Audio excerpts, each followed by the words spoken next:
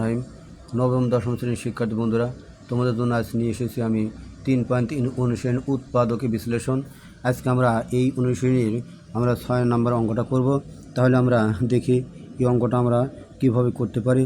এখানে আমাদের দেওয়া হচ্ছে অঙ্কে দেওয়া হচ্ছে e to the power 4 - 27 a square আর হচ্ছে প্লাস হচ্ছে আমাদের 1।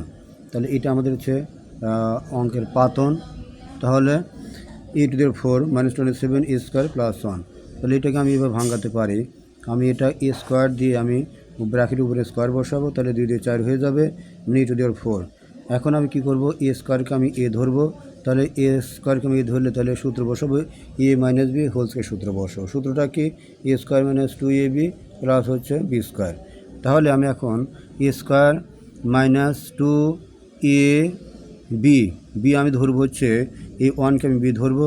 তাহলে এ বি প্লাস হচ্ছে তাহলে আমাদের কি b square plus b square. তাহলে আমাদের এখানে দেখা যাচ্ছে এখানে 2 দিয়ে 4 মিলে গেল, এখানে 1 স্কোয়ার মানে কি 1 মিলে গেল। মাঝখানে দেখি আমরা এখানে 27 স্কোয়ার আছে, এখানে কয়টি আছে 2 দিয়ে 1কে গুণ করলে 2 কে 2, সেই 2 দিয়ে স্কোয়ার গুণ করলে 2 স্কোয়ার হয়, কিন্তু আমাদের এখানে স্কোয়ার আছে 27, তার মানে এখানে শর্ট তাহলে কয়টি 25টি। তাই 25টা আমি এখানে মাইনাস করে দিলাম।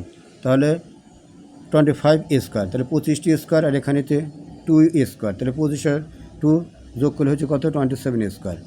এখন মাঝখান থেকে আমরা কী করবো, এটাকে আমরা এটা করব ওই সূত্রে নিয়ে আসবো।